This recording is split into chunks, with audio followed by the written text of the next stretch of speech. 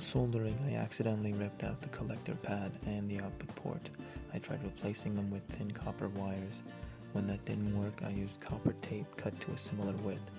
The circuit was functioning and achieved 10 dB gain.